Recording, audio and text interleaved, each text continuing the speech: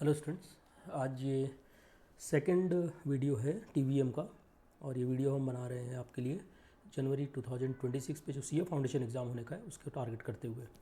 तो स्टूडेंट, पिछले वीडियो में मैंने सिंपल इंटरेस्ट और कंपाउंड इंटरेस्ट के बारे में बताया था और उससे रिलेटेड क्वेश्चन किए थे। आज इस सेकंड पार्ट में और अपन आगे की बात करते हैं। एक डायरेक्ट मैं आपको कुछ फंडे सिखाते जा रहा हूँ। जैसे एक पॉपुलर सा वैरायटी होता है difference between compound interest and simple interest. In general आप जानते हैं कि अगर रेट ऑफ इंटरेस्ट सेम लगाया जाए और टाइम सेम है तो कंपाउंड इंटरेस्ट हमेशा सिंपल इंटरेस्ट से ज़्यादा ही बनता है। और कंपाउंड इंटरेस्ट अगर सिंपल इंटरेस्ट से ज़्यादा बनता है तो उस केस में हम बोल सकते हैं कि जब डिफरेंस लेंगे कंपाउंड इंटरेस्ट और सिंपल इंटरेस्ट का, तो compound interest minus simple interest, ये जो डिफरेंस आएगा compound interest minus simple interest, ये डिफरेंस है इसका एक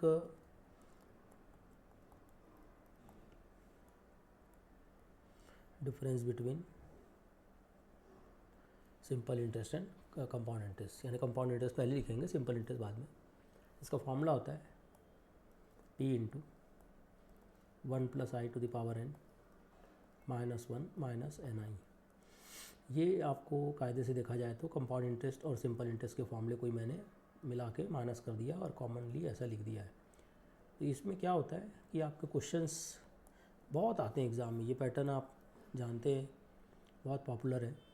मैं एक आध क्वेश्चन इसमें कवर करता हूँ। जैसे देखो, एक लिखा है the difference between compound interest and simple interest on an amount of ₹15,000, 15,000 रुपये प्रिंसिपल है फॉर द 2 ईयर, 2 साल का समय है, इज़ ₹96 रुपया है। What is the rate of interest per annum. भाई देखो, सिंपल सी बात है, इसमें डिफरेंस आपको दे दिया है, ये है 96 रुपया, प्रिंसिपल आपको दे दिया गया है 15,000 रुपया। फॉर्मूले के हिसाब से देखा जाए तो बनेगा 1 प्लस आई, जो है रेट ऑफ इंटरेस्ट है, rate of interest upon 100 to the power n। देखिए यहाँ पर कहीं भी कंपाउंडिंग हाफ ईयरली ऐसा कुछ भी मेंशन नहीं है, तो ऑब्वियसली कंपाउंडिंग एनुअली लेंगे। और आपको बोल रहा है ये 2 साल की बात है तो n को 2 लेंगे, माइनस 1 हो गया, और फिर minus 2 into rate of interest R/100। तो आप उस पूरे इक्वेशन में देख रहे हैं कि एक ही अननोन है, क्या है R। तो आपके पास 2 चॉइस है, या तो आप इसको थोड़ा सिंप्लीफाई करके सॉल्व करके R निकालें, हालांकि ये थोड़ा मुश्किल पड़ सकता है, और या तो फिर 4 ऑप्शन से ऑप्शन चेक कर ले कौन सा R रखने से LHS इक्वल टू RHS आएगा। क्योंकि आप सबको पता है कि जैसे ही आप R की जगह पे वैल्यू रखोगे ऑप्शन से, तो ये पक्की बात है कि R की जगह पे जैसी वैल्यू रखोगे ना, तो वन शॉट कैलकुलेशन हो जाता है। मतलब ये राइट साइड का पूरा कैलकुलेशन है, एक बार कैलकुलेटर दबाओगे फटाफट कैलकुलेशन हो जाता है।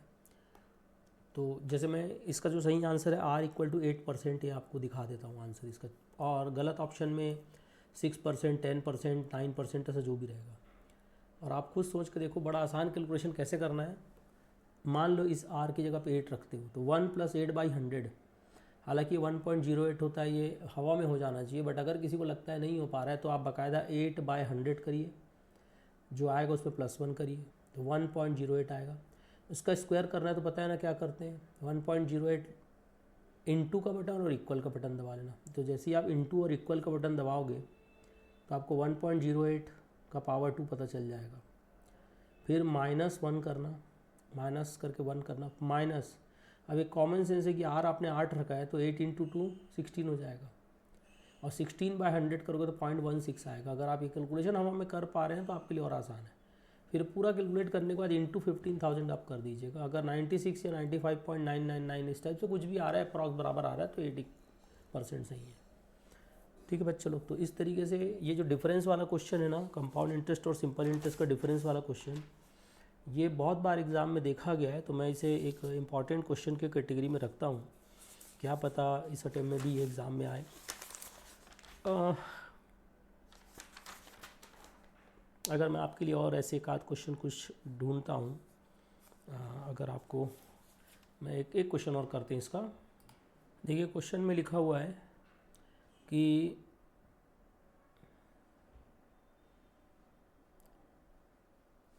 Difference between compound interest and simple interest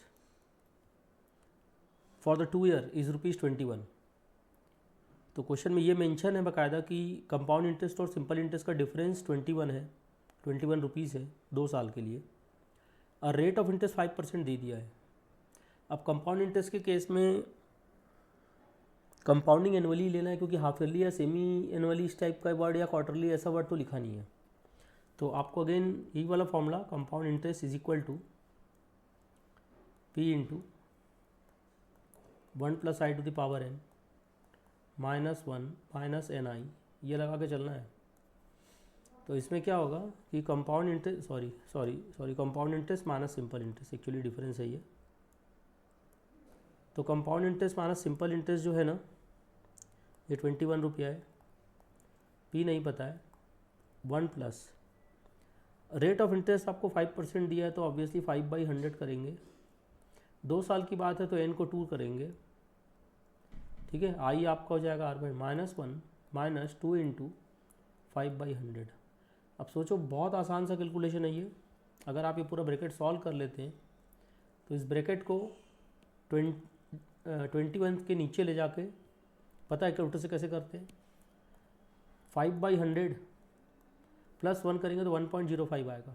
1.05 का स्क्वायर यानी 1.05 इंटू का बटन और इक्वल का बटन दबाना कैलकुलेटर में, तो 1.05 का स्क्वायर हो जाएगा। फिर माइनस करके 1 कर लीजिएगा। -1 करने के बाद देखो ये 2 × 5 10 है, 10/100 10/100 होता है। तो ये माइनस करके 1 करना, फिर -0.1 कर लीजिएगा। ये पूरा जो वैल्यू आएगा ना स्क्रीन पे, जब कैलकुलेटर में ये पूरा वैल्यू आएगा, तो इसमें डिवाइड और इक्वल का बटन दबाना, डिवाइडेड बाय और इक्वल। जैसे डिवाइड और इक्वल का बटन दबाओगे तो इसका मतलब ये नीचे आ गया यहाँ पर, फिर इंटू करके 21 कर लेना, इससे पी निकल जाएगा। तो ओवरऑल देखा जाए तो बड़ा आसान सा कैलकुलेशन है। इससे आप प्रिंसिपल निकाल सकते हो, ऑप्शन चेक करने की ज़रूरत नहीं है। आई थिंक सो इसमें प्रिंसिपल कैलकुलेट करने से 8400 रुपीज़ आएगा, ठीक है, 8400 आएगा, ठीक है। तो ये हो जाएगा आपका प्रिंसिपल का कैलकुलेशन। तो बच्चों क्या होता है, 2 क्वेश्चन मैंने किया लगातार, उसमें कंपाउंड इंटरेस्ट और सिंपल इंटरेस्ट का डिफरेंस दे दिया गया था। कभी आपको रेट ऑफ इंटरेस्ट पूछ रहा है, कभी पी पूछ रहा है, कभी एन पूछ देगा, टाइम पूछ देगा, कभी तो पी देगा आपको क्वेश्चन में, रेट ऑफ इंटरेस्ट भी देगा, एन यानी टाइम भी देगा, और आपको बोलेगा कि डिफरेंस बता दो कंपाउंड इंटरेस्ट और सिंपल इंटरेस्ट का। तो ओवरऑल ये जो पैटर्न का क्वेश्चन है बहुत आसान होता है। आप बड़े ध्यान से पढ़ें तो आपको यहाँ से क्वेश्चन एग्ज़ाम में आने की पूरी संभावना है, पॉसिबिलिटी है, और डेफिनेटली अगर आएगा तो ये क्वेश्चन आप बना लेंगे। इसके बाद बच्चे लोग एक और इम्पॉर्टेंट वैरायटी है, बहुत इम्पॉर्टेंट सा फंडा है इफ़ेक्टिव रेट ऑफ इंटरेस्ट का। तो इफ़ेक्टिव रेट ऑफ इंटरेस्ट क्या होता है एक्चुअली, इसका सिंपल सा, पहले एकदम सरल सिंपल भाषा में मैं बता दूं कि जैसे आप कभी किसी चीज़ में एडवर्टाइजमेंट में पढ़ते हैं, न्यूज़पेपर में, सोशल मीडिया में आता है कि बोले मात्र 10 लाख रुपए में फलानी कार। तो क्या एग्जैक्ट 10 लाख में मिलेगा? जब आप वहाँ जाएंगे ना शोरूम तो बताएगा नहीं सर 10 लाख रुपए तो ये है, इसमें फिर ये लगेगा, फलाना लगेगा, ढिकाना लगेगा, ये टैक्स लगेगा। तो बोले भाई फाइनली आखिरी ऑन रोड प्राइस कितना पड़ेगा? तो बोले सर ऑन रोड प्राइस आपको 12 लाख पड़ेगा। एक एग्जांपल है। तो 10 लाख तो डिस्प्ले में था कि कार 10 लाख में। ओवरऑल सारे कैलकुलेशन करने के बाद आपको समझ में आया कि नहीं भैया इसका इफेक्टिव प्राइस तो जो मेरे को इफेक्ट डालेगा वो तो 12 लाख, 10 लाख में नहीं मिल रहा है। पर वो एडवर्टाइजमेंट करने का तरीका ऐसा है कि बड़े अट्रैक्ट करने के लिए आपको लोग तो ऐसा लिख देते हैं न्यूज़पेपर में, 1 रुपये लाइए कार ले जाइए। तो भैया उसके पीछे और क्या कंडीशन है वो जाके पता चलेगा। वैसे ही है कि जैसे किसी बैंक में, अब थोड़ा फ़ायदे की बात कर ले, यहाँ इस एग्जाम्पल से ऐसा लग रहा है कि अपन नुकसान में जा रहे हैं, ऐसा नहीं है। जैसे बैंक में अपन जाते हैं तो बैंक में लिखा है कि भैया रेट ऑफ इंटरेस्ट है 10% CIPA, तो 10% कंपाउंड इंटरेस्ट पर एनम का रेट ऑफ इंटरेस्ट है। लेकिन अगर बैंक वाला ये बोल दे कंपाउंडिंग हाफ ईयरली, तो पिछले वीडियो में मैंने एक चीज़ एक्सप्लेन किया था, साल में एक बार 10% इंटरेस्ट लेने से बेटर है कि साल में 2 बार 6-6 महीने में 5-5% ले लिया जाए इंटरेस्ट, कंपाउंड इंटरेस्ट के केस में। तो फॉर एग्जांपल अगर जैसे ही उस बैंक वाले ने ऑफ़र किया कि भाई कंपाउंडिंग हाफ ईयरली है, तो आपको पता है कि eight the end of 1 year आपको 100 रुपये अगर आप बैंक में जमा करते हो, डिस्प्ले में बैंक के डिस्प्ले में बैंक के नोटिफिकेशन में लिखा है 10% कंपाउंड इंटरेस्ट पर एनम, लेकिन अगर कंपाउंडिंग हाफ ईयरली है तो आपको 110 रुपये से थोड़ा ज़्यादा ही मिलेगा, क्योंकि 100 रुपये अगर प्रिंसिपल है और अगर कंपाउंडिंग एनुअली बैंक ऑफर करे आपको 10% का डिस्काउंट, 10% का रेट ऑफ इंटरेस्ट, तो आपको लगेगा कि भैया 100 रुपये जमा करूँगा तो 1 साल बाद 110 रुपया मिलेगा, मतलब 10% इंटरेस्ट मुझे लिख के दिया गया, 10% ही मिलेगा। लेकिन अगर कंपाउंडिंग हाफ ईयरली है तो 10% से थोड़ा ज़्यादा, 110 रुपये से थोड़ा ज़्यादा आपको मिलने वाला है। तो मान लीजिए फॉर एग्जांपल, देखो ये सब कुछ एग्जांपल भी लेके चलो, मान लीजिए फॉर एग्जांपल कंपाउंडिंग एनुअली में 10% लिखा है, for example compounding half yearly में आपको 10.5% का, 10.05% का, 10.25% का बेनिफिट मतलब इंटरेस्ट मिल गया, तो इफेक्टिव रेट ऑफ इंटरेस्ट जो है वो नॉमिनल रेट ऑफ इंटरेस्ट यानी जो डिस्प्ले में रेट ऑफ इंटरेस्ट था उससे ज़्यादा मिला। एक और बैंक बोलेगा भैया मैं भी 10% CIPA इंटरेस्ट दे रहा हूँ सर आपको, लेकिन कंपाउंडिंग क्वार्टरली दे रहा हूँ, तो आपको पता होना चाहिए कि हाँ कंपाउंडिंग क्वार्टरली जो है वो हाफ ईयरली से भी ज़्यादा पैसा बना के देगा। तो eight the end of the 1 year अगर एक बैंक बोल रहा है कि मैं 10% पर एनम कंपाउंड इंटरेस्ट दूंगा, कंपाउंडिंग एनुअली दूंगा, तो 10% ही आपको इंटरेस्ट मिलना है, यानी 10% डिस्प्ले में जो है नॉमिनल रेट ऑफ इंटरेस्ट भी 10% है और इफेक्टिव रेट ऑफ इंटरेस्ट भी 10% है। दूसरे बैंक वाले ने लिख के रखा है कि 10% CIPA, 10% compound interest per annum ही इंटरेस्ट दूंगा, कंपाउंडिंग हाफ ईयरली। तो आपको पता है कि भैया लिखा 10% है, नॉमिनल रेट ऑफ इंटरेस्ट 10% है, लेकिन फ़ायदा 10% से ज़्यादा होने का है। तो जो थोड़ा ज़्यादा हो रहा है, मान लो 10.25% हो रहा है, तो 0.25% जो आपको एक्स्ट्रा इनकम मिला, तो आप बोलेंगे नहीं भैया लिखा भले ही था 10%, लेकिन मेरे को इफेक्टिवली तो 10.25% इंटरेस्ट मिला है। कोई तीसरा बैंक बोलेगा सर मेरे पास आइए अपना पैसा जमा करिए, मैं कंपाउंडिंग क्वार्टरली दूंगा, तो आपको और थोड़ा ज़्यादा इंटरेस्ट इफेक्टिवली आपको और ज़्यादा पैसा मिलना है।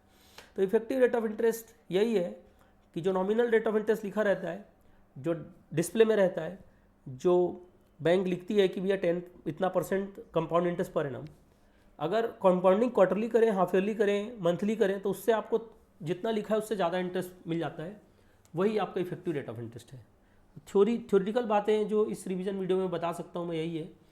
अब इसके लिए सीधा सीधा एक फॉर्मूला अपन बना लेते हैं कि जो इफेक्टिव रेट ऑफ इंटरेस्ट होता है ना, ये 1 + i⁻n -1 होता है, और इनटू अगर 100 कर लें तो परसेंटेज में आंसर आ जाता है।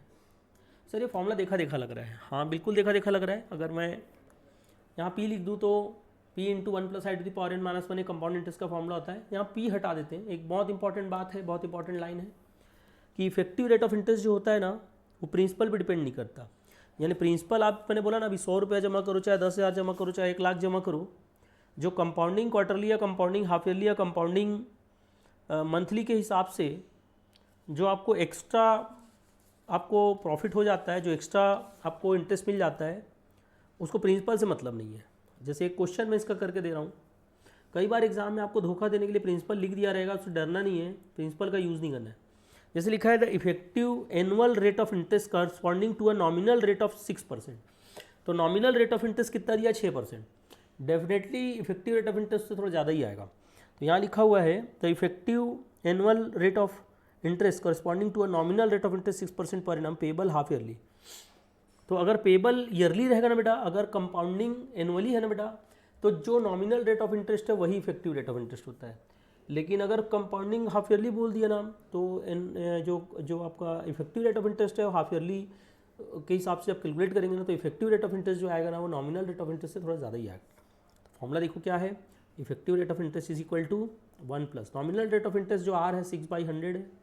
अच्छा, क्वेश्चन में जब कुछ भी मेंशन नहीं हो तो साल तो एक ही लेना है, 1 साल लेना है। कंपाउंडिंग हाफ ईयरली के लिए बड़े ध्यान समझना, भी चेंज करने वाला हूँ। जब लिखा कंपाउंडिंग हाफ ईयरली तो 6 के बजाय क्या हो जाएगा, ये 6/2 हो जाएगा, और 1 साल के लिए पावर 2 हो जाएगा -1। इस बात का ध्यान रखना है, 6 नहीं लिख देना है। नॉमिनल रेट ऑफ इंटरेस्ट 6 है, बट कंपाउंडिंग हाफ ईयरली बोला है तो 6/2 कर दो। चलो कंपाउंडिंग क्वार्टरली बोलता तो क्या कर देते, 6/4 कर देते। कंपाउंडिंग मंथली बोलता तो 6/12 कर देते।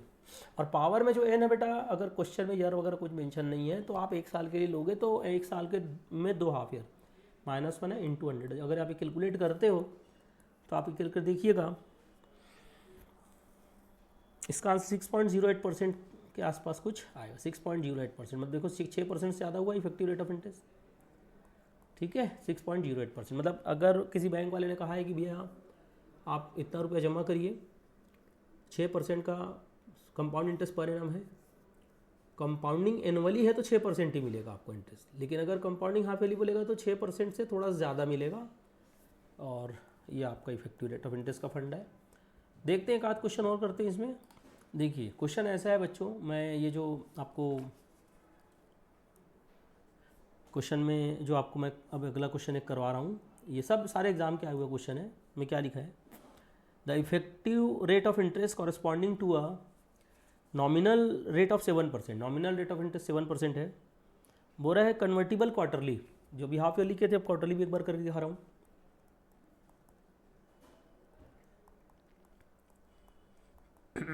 ये आपका फॉर्मूला है, प्रिंसिपल से कोई मतलब नहीं कितना रुपये जमा कर रहे हो। तो इफेक्टिव रेट ऑफ इंटरेस्ट जो होता है बेटा 1 प्लस, देखो यहाँ 7/100 है, ध्यान देना, ये चेंज करते हैं अपन ना, 7/100 है। 7% नॉमिनल रेट ऑफ इंटरेस्ट लिखा है, तो अगर 7% नॉमिनल रेट ऑफ इंटरेस्ट लिखा है मतलब 7/100 हो जाएगा ये।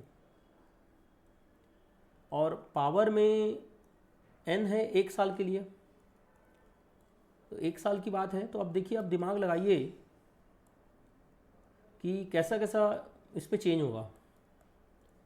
बताइए ज़रा कि अगर इफेक्टिव रेट ऑफ इंटरेस्ट से कंपाउंडिंग क्वार्टरली है तो ये 7 नहीं होगा, ये 7/4 हो जाएगा। अगर कंपाउंडिंग क्वार्टरली है तो 7/4 हो जाएगा। पहला चीज़ तो ये चेंज है। और दूसरी बात ये है 7/4 ये हो जाएगा। दूसरी बात ये है कि 1 साल के लिए जो पावर n है ना, 1 साल के लिए पावर n जो है क्वार्टरली के हिसाब से, तो 1 साल में कितने क्वार्टर होते हैं, 4, यहाँ 4 आ जाए। देखो हाफ ईयरली में n2 बनाया था मैं, 1 साल में 2 हाफ ईयर होते हैं। तो इसको बस जस्ट अब सॉल्व करना है। और ये अगर आप सॉल्व करेंगे, ये अगर आप सॉल्व करेंगे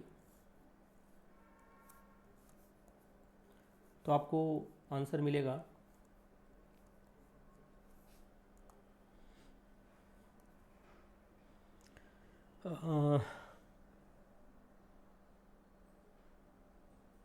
7.18%।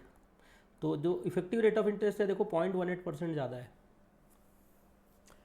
ठीक है, तो कैलकुलेटर से बड़ा आसानी से सॉल्व हो जाएगा बेटा। 7/4 कर लेना पहले, और उसके बाद डिवाइड बाय 100 कर लेना, +1 कर लेना। जो भी पूरा वैल्यू आएगा उसका पावर 4 कैसे करते हैं, इनटू इक्वल टू। जैसे ही आप इनटू करके इक्वल टू के तो पावर 2 हो गया, फिर इक्वल टू 2 बार और इक्वल दबाओगे तो पावर 4 हो जाएगा। फिर माइनस क्या करना, फिर 1 करना। जो भी वैल्यू आएगा, ऑब्वियसली अगर परसेंटेज में आंसर चाहते हो तो इंटू 100 कर देना, 7.18% आ जाएगा। तो स्टूडेंट ये होता है इफेक्टिव रेट ऑफ इंटरेस्ट का एक फंडा। अब आपको एक बहुत इंटरेस्टिंग सा क्वेश्चन मैं बता रहा हूँ, डिप्रिशिएशन।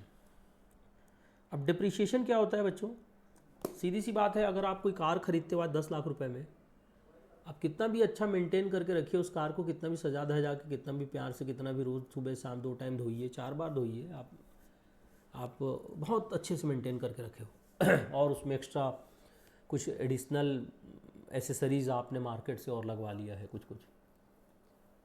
अब आप उसको कुछ महीनों बाद, 4 महीने, 6 महीने बाद, 2 महीने बाद, 1 आध साल बाद, 2 साल बाद आप उसको सेल कर रहे हो, तो आपको पता है कि 10 लाख में अगर कार खरीदी तो 10 लाख में नहीं बिकेगा। आप कस्टमर को कितना ही बताओ, देखो भैया मैंने इसमें ये ऐड ऑन करा लिया है, मैंने ये फीचर और अलग से लगवा लिया है, मैंने ये वाला चीज़ अलग से लगवा लिया, देखो टायर अभी कल चेंज किया हूँ।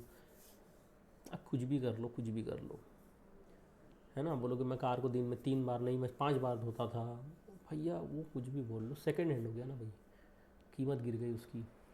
कुछ चीज़ें होती हैं सेकेंड हैंड या पुरानी एंटीक चीज़ें हैं तो उसकी कीमतें बढ़ती है। तो मैंने कहा ना कि बहस तो किसी भी बात पे किया जा सकता है, एक जनरल कॉमन सेंस लगा के अगर बात करें तो चीज़ जैसे जैसे कोई भी चीज़ हो, जैसे जैसे पुरानी होती है उसकी कीमत कम होती जाती है। अब पुराने होती जा रही है, कीमत कम होती जा रही है, तो कुछ तो क्राइटेरिया होना चाहिए कि लगभग हर साल कितना उसका रेट गिरेगा, तो उसको अपन बोलते हैं डेप्रीशिएशन। तो डिप्रिशिएशन का जो फॉर्मूला होता है उसके लिए कुछ भी आपको परेशान होने की ज़रूरत नहीं है। एक्चुअली जब हम बैंक में पैसा जमा करते हैं ना, तो बैंक में हमारा पैसा किसी रेट से बढ़ता है, तो उस समय हम लोग लिखते हैं amount is equal to principal into 1 + i to the power n। तो जब पैसा बढ़ रहा है तो amount is equal to principal into 1 + i to the power n करते हैं। और अगर आप कहीं कोई चीज़, कोई गाड़ी है, कुछ सामान है, कुछ मशीनरी है, वो जैसे से पुराना होता है, जैसे से उसका उपयोग करते आते हो, तो उसकी कीमतें कम होती है, तो इस अमाउंट का नाम बदल के ना फ्यूचर वैल्यू हो जाएगा। क्यों? पी प्रेजेंट वैल्यू हो जाएगा। मतलब आज के तारीख में ये कार 10 लाख की है, फ्यूचर वैल्यू का मतलब भाई कुछ सालों बाद, कुछ महीनों बाद उसकी कीमत कितनी हो जाएगी। तो ये जो अमाउंट है ना, उसका नाम फ्यूचर वैल्यू, प्रिंसिपल जो है प्रेजेंट वैल्यू। और अगर कीमतें कम हो रही हैं, कीमतें कम हो रही हैं, तो बीच में जो प्लस है ना, उसका साइन बदल के कर देना माइनस, और i to the power n। देखो आप फॉर्मूला आपको याद नहीं करना पड़ा। और मैं आपको बता रहा हूँ, जब कोई मशीनरी की बात करें, कोई कार की बात करें, जैसे जैसे पुराना होता है, एक समय के बाद ये स्थिति आ जाती है शायद कि वो मशीन इतना ख़राब हो जाता है कि मान के चलते हैं कि काम ही नहीं आएगा। तो हम बोलते हैं कि भैया अब ये मशीन को कबाड़ में बेच दो, कबाड़ में बेच दो तो कुछ तो पैसा देगा। स्क्रैप वैल्यू बोलते हैं उसको, स्क्रैप वैल्यू। ये है स्क्रैप वैल्यू, मतलब वही आपने स्क्रैप करवा लिया खराब। और प्रेजेंट वैल्यू को उस मशीन की इनिशियल या ओरिजिनल कॉस्ट बोलते हैं। कितने में खरीदे थे भाई? 10 लाख रुपए में कार खरीदे थे तो कॉस्ट है 10 लाख रुपया। कार कितना चलाया आपने, एकदम कंडम हो गया, कबाड़ हो गया, आपने बोले कि अब वो रिपेयरिंग भी ठीक से नहीं हो पा रहा है, आए दिन प्रॉब्लम, तो आप बोलेंगे भैया ये कार अब स्क्रैप करवा लेते हैं, मतलब बेच देते हैं। अब उसके स्क्रैप करने का मीनिंग आप जानते हो। और यहाँ आपका आ जाएगा 1 - तो नाम देखो बदलता है बच्चों, फॉर्मूला वही है। अमाउंट का नाम बदल के फ्यूचर वैल्यू हो गया, क्वेश्चन के स्टोरी के हिसाब से उसका नाम स्क्रैप वैल्यू हो जाएगा। प्रिंसिपल का नाम बदल के प्रेजेंट वैल्यू हो गया, क्वेश्चन के स्टोरी के हिसाब से नाम कॉस्ट हो जाएगा। तो इस तरीके से नाम के साथ थोड़ा खेलने आना चाहिए। हाँ, प्लस तब होता है जब कोई चीज़ पर पैसा किसी चीज़ का बढ़ रहा है समय के साथ, माइनस होगा जब उसका समय के साथ साथ उसकी वैल्यू क्या हो रही है, कम हो रही है। बस देखो फॉर्मूला सेम है। तो इससे रिलेटेड मैं क्वेश्चन आपको कराता हूँ बेटा। हर टॉपिक से रिलेटेड कम से कम एक दो क्वेश्चन तो करेंगे ही करेंगे, ठीक है।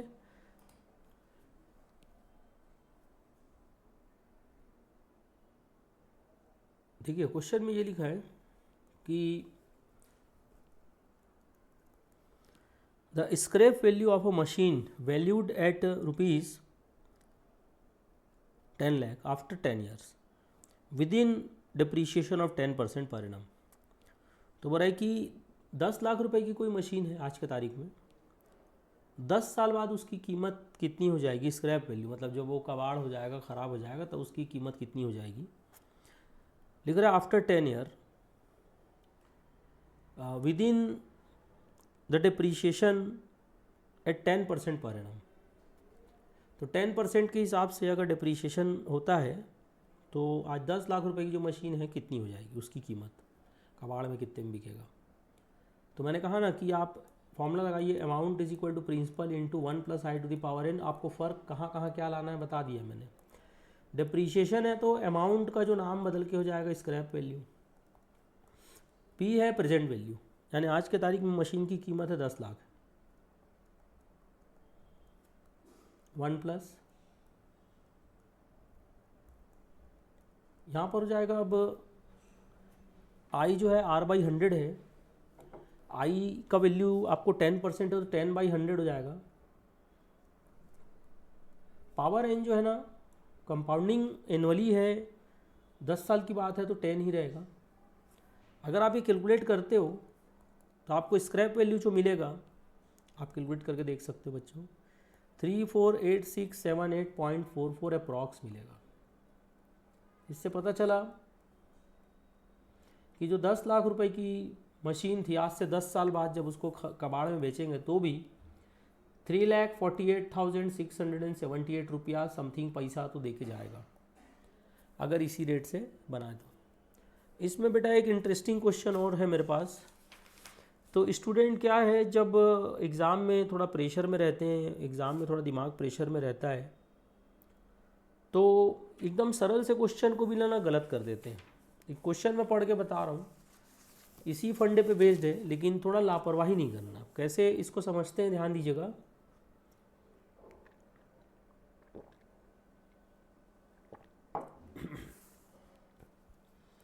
जैसे क्वेश्चन में लिखा है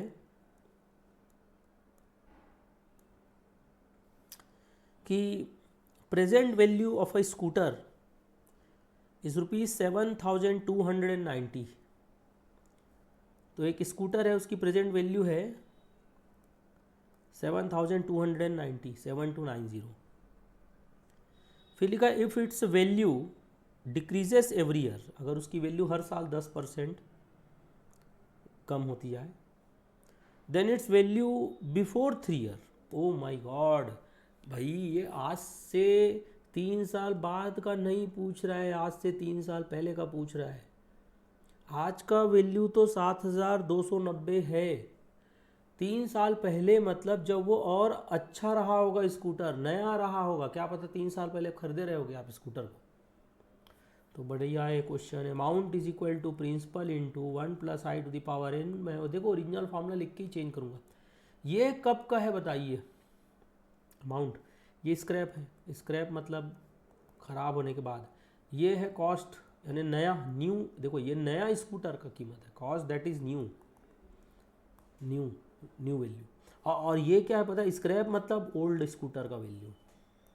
और 1 - i⁴n।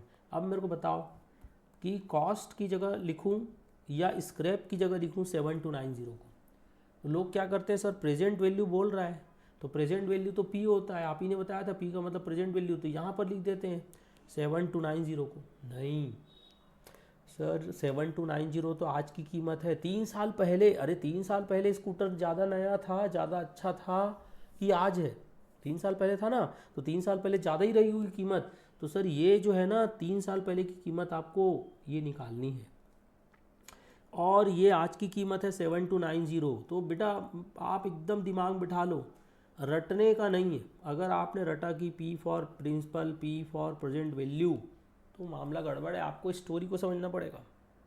यहाँ पर फॉर्मूले में है 1 - i मतलब रेट ऑफ इंटरेस्ट है, 10% का है, 10/100, और 3 साल पहले की बात है तो पावर में 3 आएगा।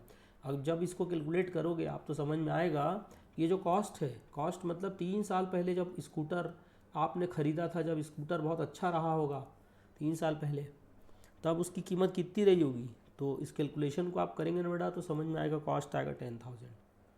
ठीक है। अब ये मत बोला सर 10,000 में कहाँ स्कूटर आता है, अरे भाई ठीक है, वो पुरानी बातें हैं, क्वेश्चन है ये। 10,000 का 10 रुपये बना दे, जो बनाना बना दे क्वेश्चन वाला। तो मान लो 3 साल पहले, अब इसको पूरा कंक्लूड करूँ तो मान लो 3 साल पहले आपने स्कूटर 10,000 में ख़रीदा था, हर साल उसकी कीमत थोड़ी कम हुई, फिर अगले साल उसकी कीमत फिर कम हुई, फिर अगले साल कम हुई, और 3 साल बाद उसकी कीमत हो गई 7290। तो 3 साल बाद मतलब सच आज 2026 चल रहा है, तो 3 साल पहले यानी 2023 क्या बताना है आपको, तो समझना है इस चीज़ को। एक लास्ट इस पैटर्न का एक और क्वेश्चन मैं कराता हूँ आपको, क्योंकि मेरे को अच्छे अच्छे क्वेश्चन थोड़े दिख जा रहे हैं स्क्रैप वैल्यू के, तो मेरा मन कर रहा है कि मैं एक आध दो क्वेश्चन और करा दूँ आपको। हाँ, उसके बाद फिर अब ढेरों क्वेश्चन हैं, वो तो आपको बनाना है या समझना है। तो देखिए क्वेश्चन किस तरीके से मैं समझा सकता हूँ आपको, देखते हैं।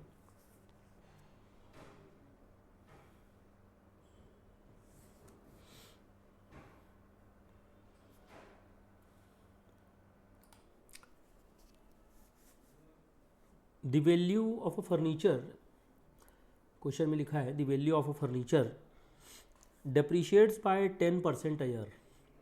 तो एक फर्नीचर की वैल्यू जो है ना 10% कम हो जाती है हर साल।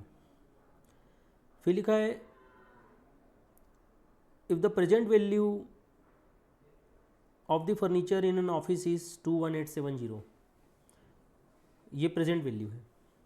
Calculate the value of the furniture 3 years ago. देखो ये बिल्कुल वैसे ही है। आज फर्नीचर ज़्यादा पुराना है या 3 साल पहले ज़्यादा नया था? ऑब्वियसली 3 साल पहले नया था। ये जो 21,870 जो प्राइस दिया है ना फर्नीचर का, वो आज का दिया है, और हमको निकालना है 3 साल पहले का प्राइस। मतलब ऑब्वियसली 3 साल पहले नया था, तो 3 साल पहले जब फर्नीचर को ख़रीद के लाया गया होगा तो 21,870 से तो ज़्यादा ही मिलाया गया होगा। तो बिल्कुल वैसे ही क्वेश्चन है बेटा, amount is equal to principal into 1 + i to the power n को अगेन मॉडिफाई करते हैं। अमाउंट का मतलब है फ्यूचर वैल्यू, फ्यूचर वैल्यू मतलब जब थोड़ा पुराना हो गया तब, और आज पुराना हो चुका है वो 21,870। प्रेजेंट वैल्यू मतलब जब वो नया नया था, तो नया नया था मतलब 3 साल पहले जब वो नया था तब का वैल्यू आपको निकालना है। तो इसको अपन 3 साल पहले का कॉस्ट बोल सकते हैं। अब देखो प्लस को माइनस में बदलना है, ये तीसरी बार हो गई बोलते बात, तो मेरे को रटा गया होगा, आप सबको ऐसा लग रहा है, एकदम बात समझ में आ गई होगी दिमाग में। आई रेट ऑफ इंटरेस्ट 10% के हिसाब से उसकी कीमत कम हो रही है, 3 साल की बात है तो पावर में आएगा 3। तो 3 साल पहले की इसकी जो कीमत रही होगी ना, 3 साल पहले की जो कीमत है वो यहाँ से आपको समझ में आ जाएगा। तो 3 साल पहले की जो कीमत है इसकी कॉस्ट रही होगी 30,000 रुपये आएगा। अगर आप कैलकुलेट करें तो ध्यान से देख लीजिएगा, 29,999 जो भी आएगा।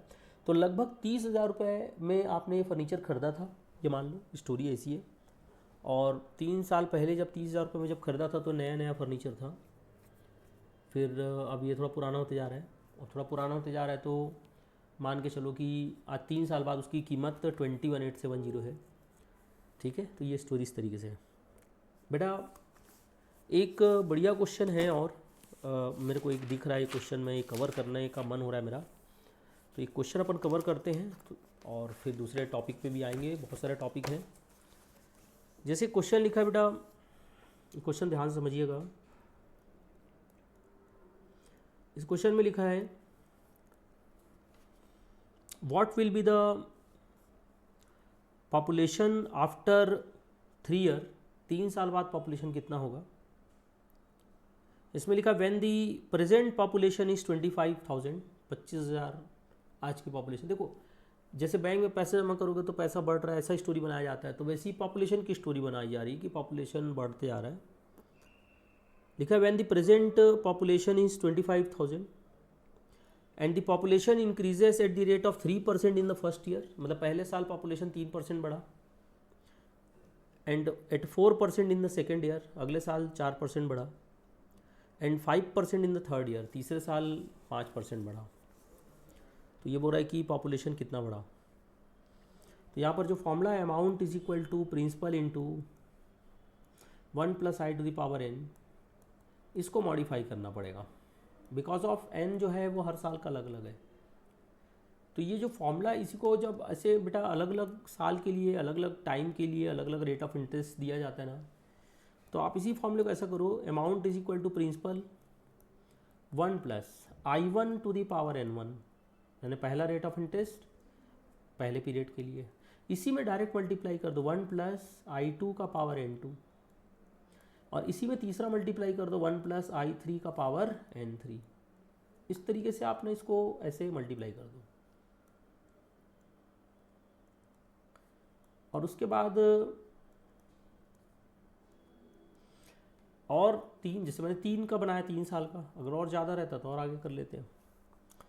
तो अमाउंट इज इक्वल टू हो जाएगा बेटा, प्रिंसिपल जो है आपका 25,000 रुपये है, बैंक में जमा कर रहे हो जो, 1 + पहले साल के लिए रेट ऑफ इंटरेस्ट देखो लिखा है 3% है। अच्छा कुछ नहीं लिखा है तो कंपाउंडिंग एनुअली चलना है, तो 3/100 कितने साल के लिए, 1 साल के लिए। अगर ये 1 साल की जगह 2 साल बोलता तो पावर में 2 लगा दो। फिर अगले 1 साल के लिए जो रेट ऑफ इंटरेस्ट है वो 4% है, तो 1 + 4/100 हो जाएगा टू द पावर 1। फिर अगले साल के लिए 1 + 5/100 हो जाएगा टू द पावर 1, ये आ जाएगा इस तरीके से।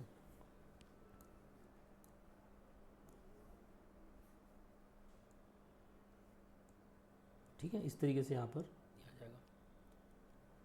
अब अमाउंट इज इक्वल टू, जब ये कैलकुलेशन करोगे ना बेटा, तो ये 25,000 है, यहाँ 1.03 का पावर 1 आएगा, पावर 1 नहीं लिख रहा हूँ, 1.04 का पावर 1 आएगा, और फिर अगला 1.05 का पावर 1 आएगा।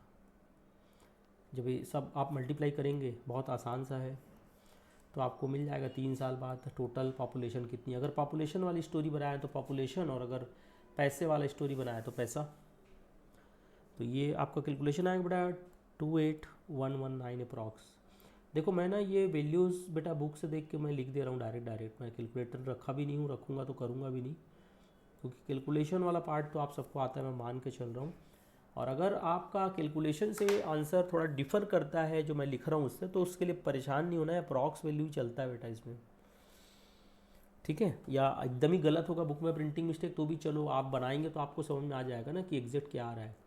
तो वो उस पार्ट को मत आप मतलब इन्वॉल्व करिएगा मेरे इस वीडियो से कि सर आपने गलत आंसर बता दिया, ऐसा टाइप का नहीं ये होना चाहिए। चलिए, तो अभी ये पैटर्न मेरे को एक दिख गया, अच्छा क्वेश्चन तो मैंने करा दिया।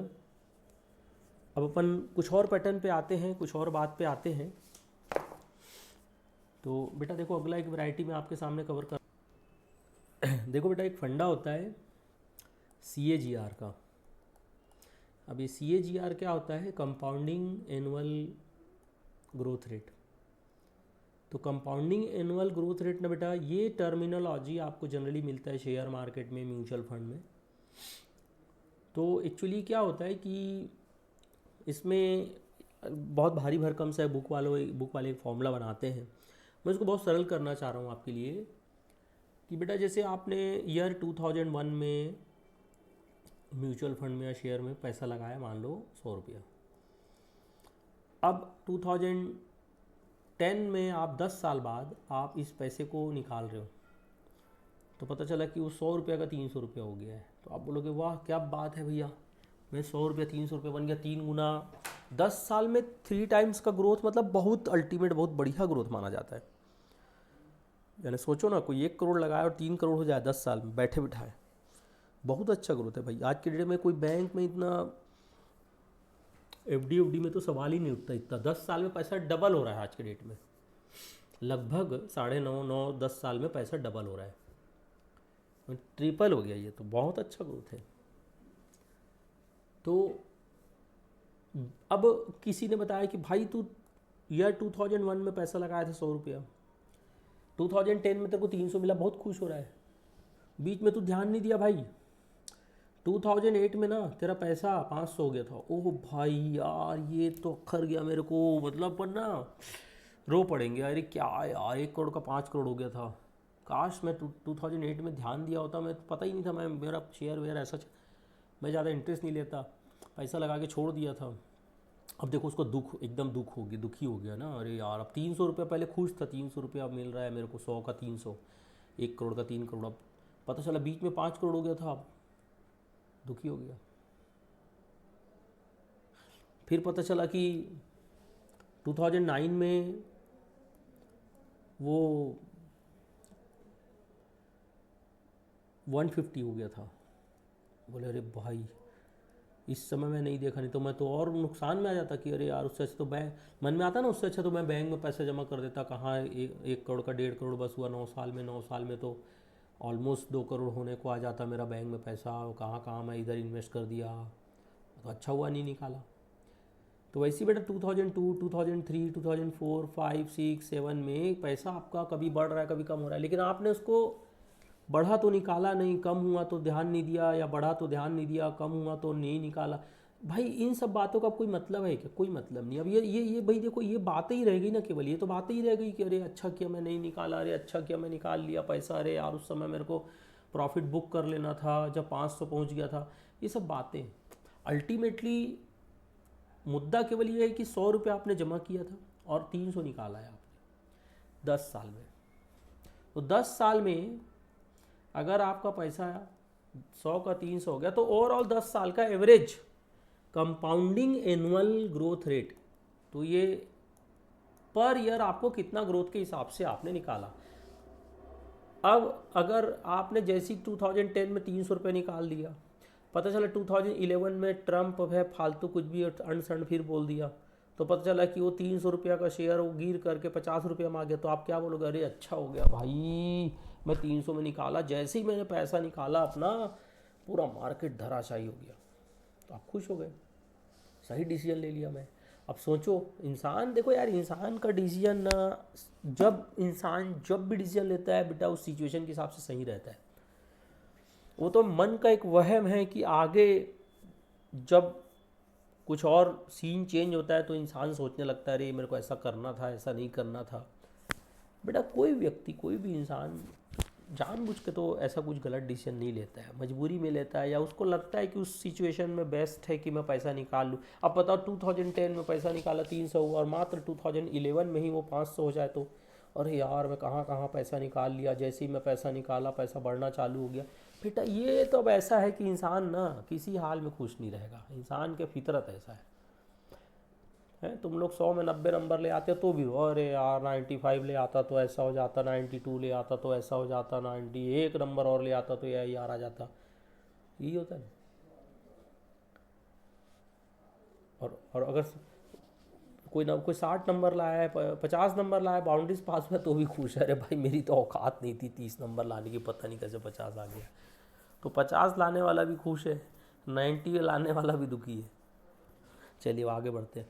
तो बेटा इसमें क्या है, CAGR ना, मैं आपको एक सलाह दूंगा कि जो amount is equal to principal into 1 + i⁴ जो फॉर्मूला होता है ना, इसमें amount is equal to principal into 1 + i को अपन क्या बोलते हैं, बोलो R/100 ⁴ n। तो इसमें जो i होता है ना, ये जो i होता है ना, इसको अपन R/100 बोलते हैं। i को अपन क्या बोलते हैं, R/100। यही जो r है ना बेटा, यही तो है CAGR। अगर मैं एकदम सरल भाषा में समझाऊँ ना तो यार निकाल लूँ, यही CAGR है। इससे फ़ायदा यही हो रहा है बस, आपका कोई एक्स्ट्रा एक फॉर्मूला याद नहीं करना पड़ रहा है। CAGR का फॉर्मूला, इसी को सब मॉडिफाई कर। चलो एक क्वेश्चन बनाते हैं। जैसे क्वेश्चन में सामने एक दिख रहा है कि लिखा है the CAGR of a initial value of investment of ₹15,000, 15,000 रुपये आपने इन्वेस्ट किया, एंड फाइनल वैल्यूज 25,000। मतलब बीच में वही बोला ना, 15 का 25, 30, 40, 50 हुआ होगा कि 15 का 5 हो गया होगा, 2,000 हो गया होगा, उससे मतलब नहीं है। आपने इन्वेस्ट किया था 15,000, भैया इन्वेस्ट किया था 15,000, ये हो गया। आपने निकाला जब उसका पैसा था 25,000, तो 15,000 इन्वेस्ट किया था, 25,000 निकाला है, और पैसा आपका बढ़ा है, प्लस रहेगा। R/100 बोल रहा है कि रेट ऑफ इंटरेस्ट थी, तो पता करना, वही CAGR है, समझाओ। और कितने साल की बात है, 3 साल। अब बिकॉज ऑफ इसमें हाफ ईयरली क्वार्टरली का फंडा लग ही नहीं सकता, क्योंकि नाम ही है CAGR, compounding annual growth, annual. तो एनुअल ग्रोथ रेट मतलब वो एनुअल का ही फंड है। अब बेटा इसमें ना बेटा आप कैलकुलेट, अगर R का कैलकुलेशन कर लिए, या तो ऑप्शन चेक कर लो कौन सा R रखने से लेकर आज, ये जो R है ना बेटा, यही तो है CAGR, और कुछ नहीं है। हाँ, लोग इतना पता नहीं, जो नहीं पढ़ते ध्यान से, इतना भारी भरकम बाप रे CAGR ऐसा बोलते हैं। क्या है CAGR? ये रेट ऑफ इंटरेस्ट ही तो है। तो ये अगर आप कैलकुलेट करोगे बेटा तो लगभग 18.56% के आसपास का आंसर आएगा, ये ऑप्शन चेक करोगे तो आप R की जगह 18.56 लिख लो, अपॉन 100 करके +1 कर लो, इंटू इक्वल टू कर लो तो पावर 3 हो जाएगा, इंटू 15,000 कर लो, अगर 25,000 के बराबर आ गया तो 18.56 सही है। तो आपने देखा CAGR बेटा बहुत सरल टॉपिक है, इसके लिए बहुत कोई हाय तौबा करने की ज़रूरत नहीं है, बहुत सिंपल सी फंडा है। ठीक है बेटा, तो और देखते हैं क्वेश्चन, नया कुछ पैटर्न भी, नई बातें भी करते हैं। चलिए बेटा, अब अपन एक बहुत इम्पॉर्टेंट पार्ट में आते हैं इस चैप्टर के, और उसका नाम है एन्यूटी। तो एन्यूटी क्या होता है, पहले तो इसका बहुत बेसिक फंडा सुन लीजिए। अगर सेम अमाउंट ऑफ मनी, अगर कोई वैल्यू, कोई पैसा, सेम अमाउंट चेंज होना चाहिए, बार बार फिक्स टाइम पे, या तो आप कहीं पे कर रहे हो या कहीं से रिसीव कर रहे हो, तो अपन बोलते हैं कि ये एन्यूटी है। जैसे आप बेटा रेंट पे करते हो, EMI वगैरह पे करते हो, जैसे कि आपने कोई लोन लिया हुआ है, तो आप क्या करते हैं कि कोई पैसा मान लीजिए फिक्स कर लिया कि भैया 5,000 रुपये हर महीना मेरे को देना है, हर महीने की 1 तारीख को 5,000 रुपये देना है आपको। आप लोन चुका रहे हो, लोन रीपे कर रहे हो, तो ये एन्यूटी है। अब किसी महीने 5,000 दे रहे हो, किसी महीने 6,000, किसी महीने 2,000, तो एन्यूटी नहीं है। पहला चीज़। दूसरा चीज़, समय कभी 1 तारीख को दे रहे हो, कभी 10 तारीख को दे रहे हो, कभी अगले महीने 1 महीना छोड़ के दे रहे हो, एन्यूटी नहीं है। अब वही अगर आप रिसीवर हो जाओ तो आप सोचो कि आपको कोई अगर सेम टाइम पे हर एक फिक्स इंटरवल पे सेम अमाउंट आपको दे रहा है तो भी एन्यूटी है। तो अब एन्यूटी जो होता है ना बेटा, उसके लिए आपको 4 फॉर्मूले समझने रहेंगे। मैं फॉर्मूला लिख के नहीं दूंगा, तो क्वेश्चन आएंगे तो आ जाएगा। एक होता है future value of annuity regular, और एक होता है future value of annuity immediate या एन्यूटी ड्यू। इन दोनों में फ़र्क क्या है बेटा? एन्यूटी तो समझ में आ गया। एन्यूटी रेगुलर मतलब जब कोई पैसा किसी फिक्स टाइम के बाद उस मंथ एंड में, ईयर एंड में पे करते हो आप लगातार, तो वो एन्यूटी रेगुलर है। भाई एग्जांपल के तौर पे आपने मान लीजिए कोई कार खरीदी, तो कार आप सपोज़ फाइनेंस करा रहे हो। अब फाइनेंस थोड़ा क्या है, वो मतलब अच्छा वर्ड है। आप लोन लिए बोलेगे थोड़ा बुरा लगता है, उधार लेके आ रहे हो बोलोगे तो और बुरा लगता है तो सेम चीज़। तो आपने फाइनेंस कराया, अब आप पैसा उसको पेमेंट करोगे। भाई कार दे दिया किसी बैंक ने आपको फाइनेंस करके, चलो भाई 10 लाख की कार है, 3 लाख रुपए डाउन पेमेंट कर दो, 3 लाख रुपए तो दे दो, 7 लाख रुपए हम बैंक से फाइनेंस कर दिए। अब वो 7 लाख रुपए आप धीरे धीरे चुकाओगे हर। तो भाई आप बताओ ना, आज आपने 7 लाख रुपीज़ का लोन लिया, तो लोन आज बैंक ने दे दिया आपको, वो तो आपके हाथ में आ गया ना, वो प्रेजेंट वैल्यू है। अब लोन लेने के बाद जब आप उस पैसे को वापस पे करोगे, तो भाई आज लोन लिए हो तो बैंक बोलेगा भैया हर महीना 5,000 रुपये इंटरेस्ट लगेगा। एग्जाम्पल है, तो हर महीना 5,000 रुपये अगर आप इंटरेस्ट दे रहे हो, तो आज लोन लेके आया तो आज ही थोड़ी पहला 5,000 रुपये देना पड़ेगा, आज से 1 महीने बाद। आप बैंक वाला बोलेगा ना, भाई आपने मेरा पैसा 1 महीना यूज़ किया है तो 1 महीने का आप इंटरेस्ट दो। ऐसे में तो हम भी बैंक वाले के पास जाकर बोलेंगे भैया ये 5 लाख रुपये रख तू, है ना, इसका इंटरेस्ट देना मेरे को हर महीना। कितना इंटरेस्ट बनेगा हर महीना? 5,000। ऐसा बोले, खड़े हो गए बैंक में काउंटर में, जैसे ही 5 लाख जमा किया, बोलो भैया मेरा 5,000 इंटरेस्ट दो। बैंक वाला क्या बोलेगा? अरे अभी तो पैसा जमा किया हो साहब, अभी तो पैसा आप जमा किए हो, मैं अभी पहले ही दिन कैसे इंटरेस्ट दे दूंगा आपको? अभी मैं इस पैसे को इन्वेस्ट करूंगा कहीं, किसी कोई और लोन मांगने आएगा उसको दूंगा, वो मेरे को इंटरेस्ट देगा, उसमें से मैं अपना खर्चा वर्चा काट के सब कुछ फायदा प्रॉफिट वगैरह रख के फिर आपको दूंगा 5,000 रुपये। ये कोई भी एन्यूटी अगर ईयर एंड के टर्म के एंड में आप देते या लेते हैं तो वो एन्यूटी रेगुलर है। और अगर किसी क्वेश्चन में मेंशन है स्टार्टिंग नाउ टुडे, आज से ही एन्यूटी चालू हो गई, इस टाइप का वर्डिंग आता है, तो एन्यूटी इमीडिएट या ड्यू होता है।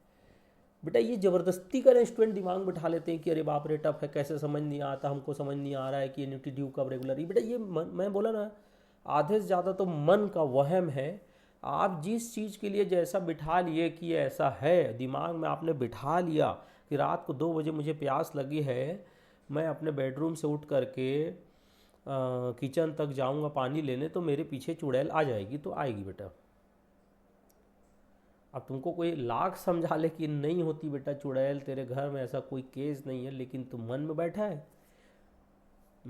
है कि भैया अंधेरे में जाओगे तो पीछे पीछे चुड़ैल जो है वो आ जाती है, तो आएगी बेटा, वो तो फिर कोई रोक नहीं सकता उसको। तो आप कोई भी पढ़ाई कर लो, मैथ्स हो चाहे कोई भी पढ़ाई हो, फाउंडेशन में चाहे इंटर में, आपने बिठा लिया है किसी मन के पीछे कि ये मन में कि भैया ये मन में बिठा लिया है आपने किसी चैप्टर के लिए, किसी सब्जेक्ट के लिए कि इसमें भूत है, तो भूत है, फिर है, और वो पकड़ेगा तेरे को बिल्कुल निश्चिंत है। तो कितना भी झाड़ फूक करा ले, कुछ भी कर ले, मन में आप मत सोचिए ना, मन में मत सोचिए कि ये निगेटिव है इस चीज़ को।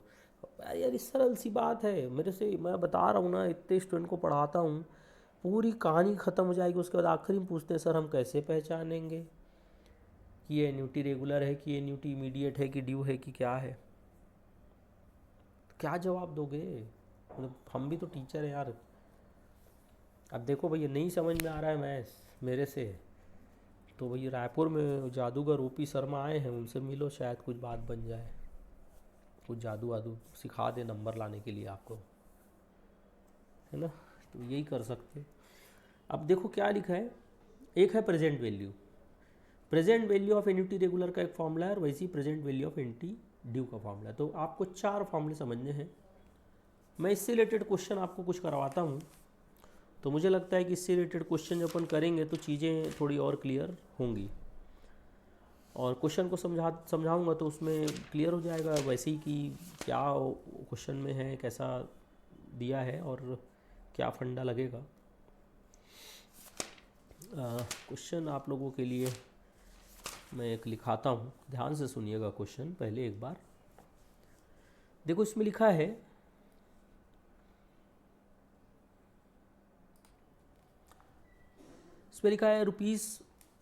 ₹5,000 is invested every month. ₹5,000 is invested every month end, हर महीने के आखिरी में, every month end, in an account paying interest 12% per annum compounded monthly। मतलब 12% का इंटरेस्ट पे कर रहा है बैंक वाला, कंपाउंडेड मंथली, या आप पे कर रहे हो। What is the future value, देखो वर्ड आ गया फ्यूचर वैल्यू, लेकिन मैंने कहा ना हर फ्यूचर वैल्यू का मतलब फ्यूचर वैल्यू एन्यूटी नहीं है। एन्यूटी कैसे पहचानना पड़ेगा कि पैसा आप एक बार जमा कर रहे हो कि बार बार जमा कर रहे हो। इसमें लिखा है ₹5,000 इज़ इन्वेस्टेड एवरी मंथ। तो आप किसी म्यूचुअल फंड में, किसी बैंक में, कहीं भी 5,000 रुपये हर महीना जमा कर रहे हो, हर महीने के एंड में जमा कर रहे हो। तो एक बात बताओ ना भाई, आप हर महीने के एंड में, जैसे मान लो आप 30 जनवरी को पैसे जमा किए, तो पूरे जनवरी महीने का इंटरेस्ट देगा क्या बैंक? नहीं देगा। तो बोल रहा है कि what is the future value, मतलब आप सब पैसे जमा करते जाओगे। What is the future value of this annuity just after making 11th payment, यानी 11 बार जब आप पैसा जमा कर देते हो तो उसके बाद आपको बैंक जब पूरा इंटरेस्ट वगैरह मिला के पैसा रिटर्न करेगा तो कितना देगा। तो इसके लिए जो बेटा फ्यूचर वैल्यू का जो फॉर्मूला होता है, एन्यूटी रेगुलर। कैसे है सर रेगुलर कैसे पता चला? क्वेश्चन में लिखा है ना मंथ एंड, यानी हर महीने के आखिरी में पैसे जमा कर रहे हो। फॉर्मूला होता है 1 + i⁴ -1 अपॉन i। ये होता है फॉर्मूला 1 + i⁴ -1 अपॉन i। तो फ्यूचर वैल्यू का जो फॉर्मूला है ना बेटा, यानी आपको ऑब्वियसली कॉमन सेंस लगाओ चलो कि आप 5-5 हज़ार रुपये कितनी बार जमा कर रहे हो। आप 5,000 आप जमा कर रहे हो 11 टाइम्स, तो 5,000 5,000 5,000 5,000 आप 11 बार जमा कर रहे हो। तो अगर 5,000 5,000 5,000 आप 11 बार जमा कर रहे हो तो आप 55,000 तो जमा खुद से कर लियो बेटा, और बैंक वाला इंटरेस्ट देगा तो डैम श्योर है ना आंसर 55,000 से तो ज़्यादा ही आएगा। तो 4 ऑप्शन में देख लेना, बहुत ही अच्छी किस्मत रही तो कोई एक ही ऑप्शन रहेगा 55,000 से ज़्यादा है। वैसे ही जनरली इतना चालाकी से आंसर बनाते हैं लोग। तो ऑप्शन देखो, एन्यूटी कितने की है? 5,000 रुपये की है, एन्यूटी देख लो। अब देखो 1 + i रेट ऑफ इंटरेस्ट होता है बेटा, 12% का रेट ऑफ इंटरेस्ट है, लेकिन कंपाउंडिंग मंथली बोला है तो 12/12/100, ये ध्यान रखना। और आप कितने महीने तक पैसा जमा कर रहे हो? 11, यानी 11 बार जमा कर रहे हो पैसा, तो यानी 11 डिवाइड बाय, यहाँ भी बेटा i है ना, तो ये 12/12/100 होगा। यानी 12% का तो रेट ऑफ इंटरेस्ट था, बट कंपाउंडिंग मंथली बोल गया ना, डिवाइड बाय 12 करना पड़ेगा बेटा। कंपाउंडिंग हाफ ईयरली बोलता है तो डिवाइड बाय 2 करते बेटा, क्वार्टरली बोलता है डिवाइड बाय 4 करते बेटा। ये कैलकुलेशन जब आप करोगे ना बच्चे लोग, तो आपको फ्यूचर वैल्यू का जो आंसर मिलेगा ना बेटा, फ्यूचर वैल्यू का जो आंसर मिलेगा ना, ये आपको आंसर मिलने वाला है future value is equal to 57,800। तो आप देख सकते हो कि 57,800 आंसर मिला। इसका मतलब ये है कि 57,800 मिला, इसका मतलब ये है कि आपने 55,000 तो खुद से जमा किया था, बैंक ने इंटरेस्ट दिया तो ऑब्वियसली थोड़ा सा वैल्यू बढ़ जाएगा।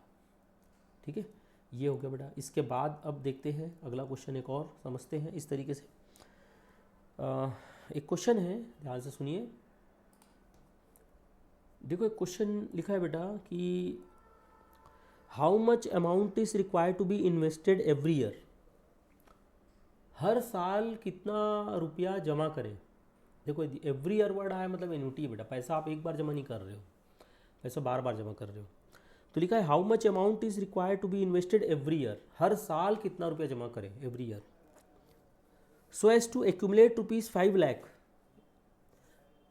Eight the end of 12 year. यानी 12 साल में वो पैसा जो है ना 12 साल में 5 लाख हो जाए। मतलब वो 5 लाख रुपए मेरे को आज नहीं चाहिए, आज से 12 साल बाद चाहिए। हो सकता है भाई आज से 12 साल बाद के लिए मैंने 5 लाख रुपए का कुछ एक सोच के रखा होगा कि भाई आज से 12 साल बाद मेरे को 5 लाख रुपया मेरे को चाहिए। अब इतना बड़ा अमाउंट, भाई अब मान के चलो ना 12 लाख रुपये बहुत बड़ा अमाउंट है, तो उसको मैं आज से ही थोड़ा थोड़ा उसके लिए इंतजाम करूँ, तो मैं थोड़ा थोड़ा पैसा बैंक में जमा करना चालू कर देता हूँ। अच्छा, कॉमन सेंस लगाओ कि अगर 12 लाख रुपये आपको चाहिए, 12 लाख रुपये अगर आपको चाहिए आज से 5 साल बाद, तो पूरा 12 लाख आपको जमा करना पड़ेगा क्या?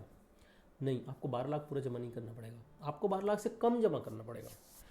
मान लो फॉर एग्जांपल 10 लाख जमा किए, तो पर 12 लाख कैसे मिलेगा फिर? तो भैया 2 लाख रुपया क्या होगा, बैंक इंटरेस्ट देगा धीरे धीरे, जो आपको पैसे जमा कर उस पर इंटरेस्ट मिलेगा ना। तो कभी भी ये चीज़ ध्यान रखना कि फ्यूचर वैल्यू हमेशा उस वैल्यू से बड़ा होता है जितना आपने खुद जमा किया है। आपने मेहनत करके 10 लाख जमा किया ना, तो फ्यूचर वैल्यू 10 लाख से ज़्यादा ही आएगा, क्योंकि डेफिनेटली बैंक इंटरेस्ट दे रहे हैं। इंटरेस्ट देखो क्या बोल रहा है पता है, if the interest is compounded annually, bank ने बोल दिया साफ साफ, भाई compounding half yearly, quarterly, monthly नहीं दूंगा मैं, कंपाउंडिंग एनुअली दूंगा 10% का। चलो देखते हैं।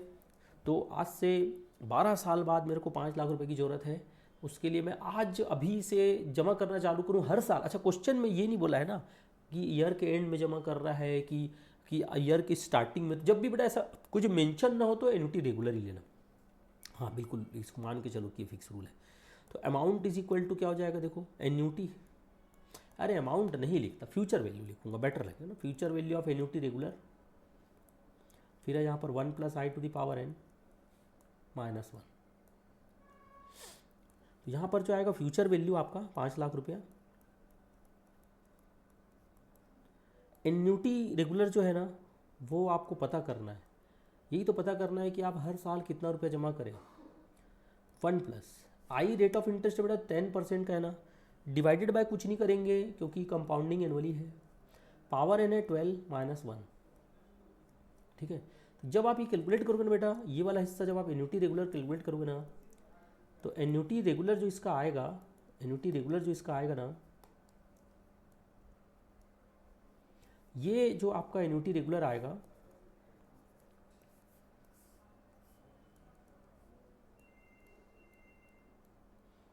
जो एन्युटी रेगुलर आएगा कैलकुलेट करके देखिएगा, मैं बुक से लिख रहा हूँ इसको,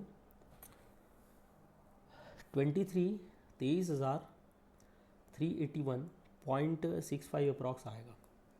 यानी हर साल आप इतना जमा कर रहे हो बेटा। अगर मैं चलो मैं मोबाइल से थोड़ा कैलकुलेशन करके देख भाई, एक लॉजिक, एक फंडा आपके सामने रख रहा हूँ कि मान लो मैं वो बंदा हूँ जो पैसे जमा कर रहा हूँ, तो मान लो मैं हर साल 23,381.65 रुपये जमा करता हूँ। कितने साल तक जमा करूँगा मैं?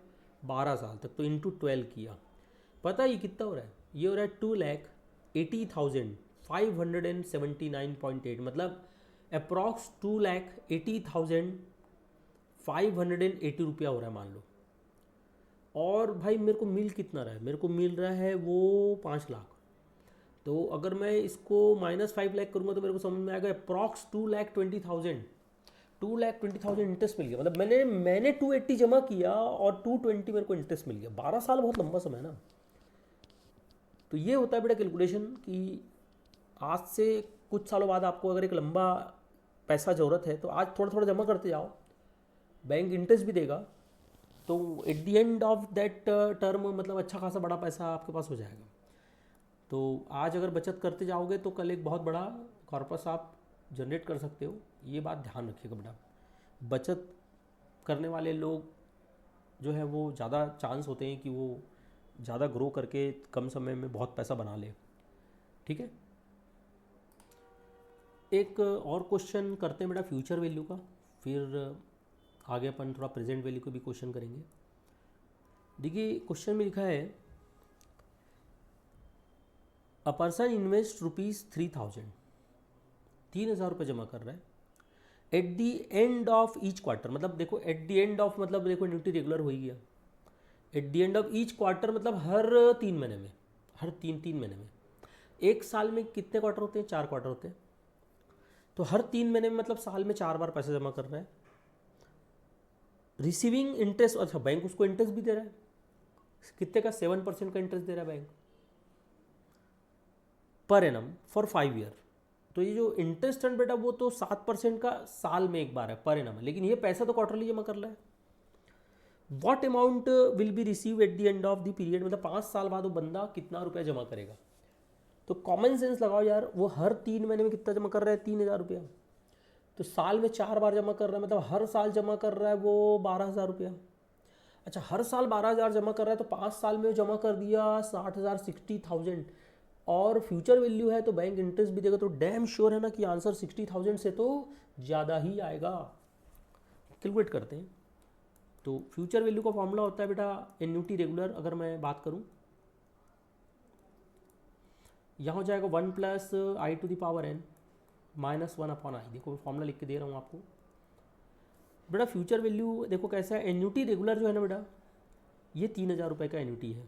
3,000 रुपये हर क्वार्टर में जमा कर रहा है, यानी क्वार्टर वर्ड बड़ा इंपॉर्टेंट है। 1 प्लस रेट ऑफ इंटरेस्ट 7% है बेटा, लेकिन क्वार्टरली पैसे जमा हो रहा है ना, तो रेट ऑफ इंटरेस्ट जो होगा क्वार्टरली के हिसाब से लगेगा 7/4 अपॉन 100।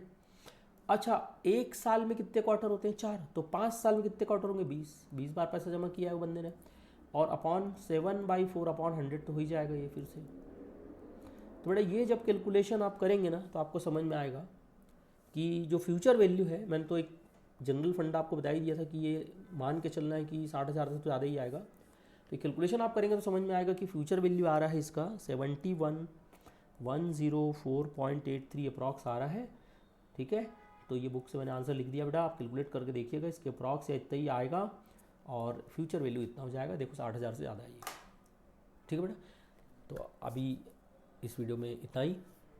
इस TVM चैप्टर का एक पार्ट 3 थर्ड पार्ट भी मैं आपके लिए बना रहा हूँ, और उसमें इस चैप्टर के और भी बचे हुए टॉपिक कवर हो जाएंगे बेटा। तो बिल्कुल बस अब पढ़ते जाइए, बहुत अच्छे से रिवाइज़ कर लीजिए बेटा। Thank you so much.